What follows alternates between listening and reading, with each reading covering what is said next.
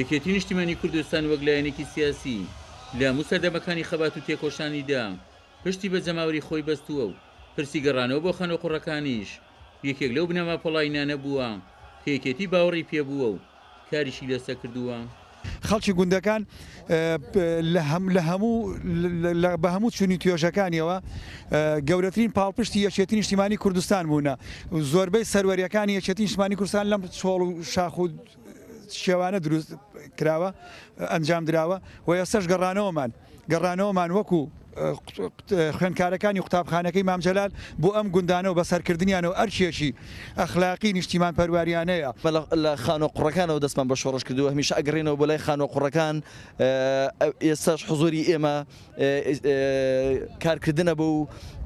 وتارە و بۆ مەبدەئی مام جەلال بەڕاستی من لێرەوە پێم خۆشە زیاتر پەیامی خۆم ئاراستەی خەڵکی کەرکووک و کوردستانیانی کەرکووک و ناوچدابڕاوەکانی دەروی ئیداری هەرێم ئاراستە بکەم. طبعاً بەشداریکردمانە لەم کاتەیە زۆر گرنگە خۆتانەزانن ئێستا بە حکمەوەی کە باڵانسی هێز گۆڕانکاری بەسەر هاتووە لە کەرکووک و ناوچە کوردستانی چشە لەسەرەکان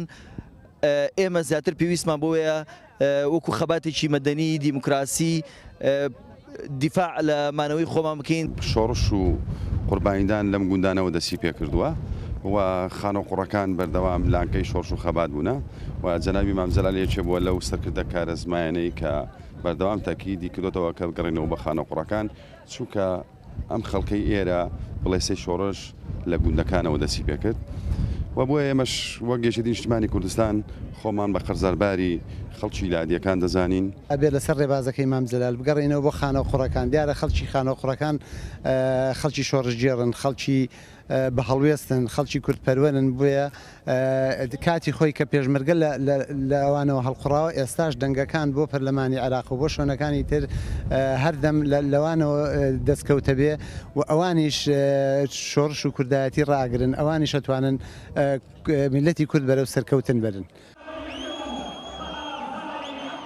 بە بڕواندامێکی مەکتەبی سیاسی یەکێتیش بوونشینان پشت و پەنای ڕاستەقینە یەکێتی بوون و وام هەڵبژاردنەی لە بەردەم خەڵکی کەرکووکشدایە یەکێتی بۆ لای گونشینان گەڕاوەتەوە. گرنگە خەڵکی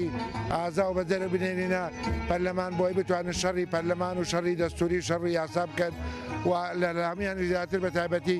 کەرکووک بۆ کەرکووچیەکان ئەمە جگە لەوەی ئێمە وەکو یەکێتی نیشتیمانی کوردستان خەڵکی کەرکووک بتمانەی زۆری بە لیستی 162 یەکێتی نیشتیمانی کوردستانە